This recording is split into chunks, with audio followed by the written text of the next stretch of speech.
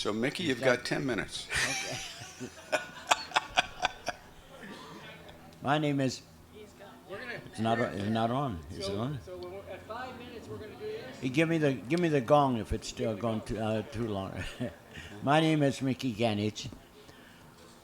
I was 22 years old at Pearl Harbor, December 7, 1941.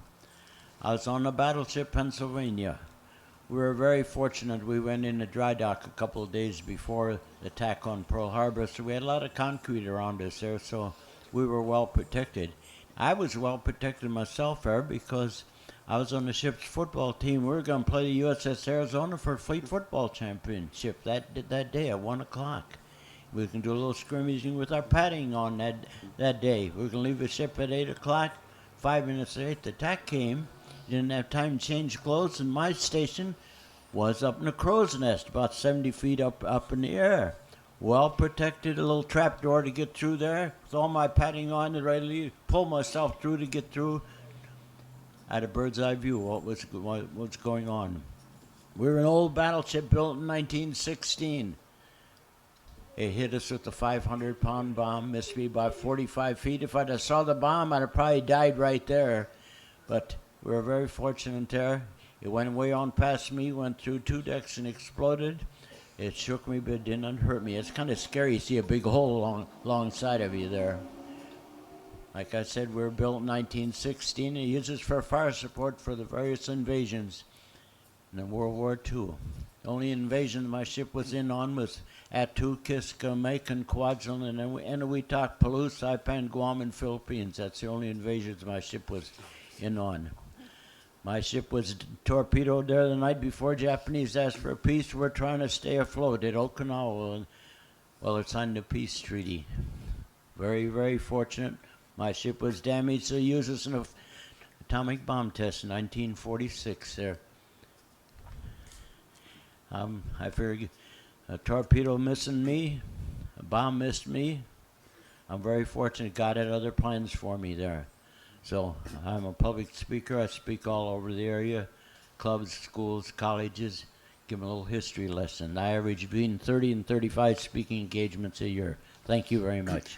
I didn't Mickey, wait for the gong. No, Mickey, before you leave, I've got a question or two for you, though. When that first bomb hit at Pearl Harbor, how many of your fellow sailors were lost? Not the first. The first bomb it hit.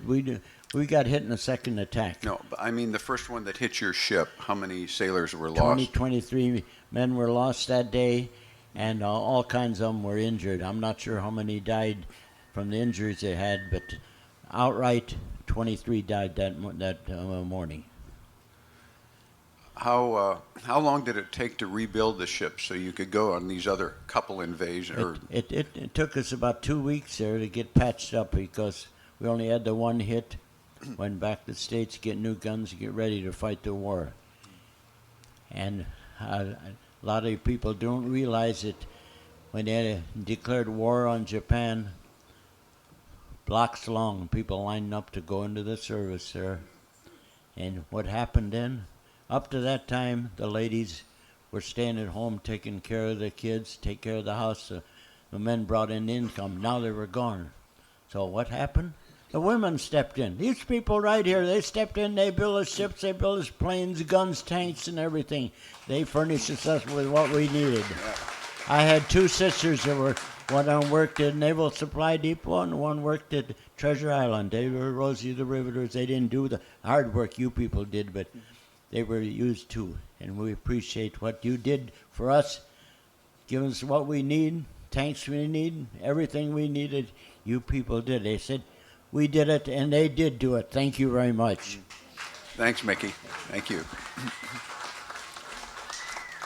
I'm wondering if we should rotate now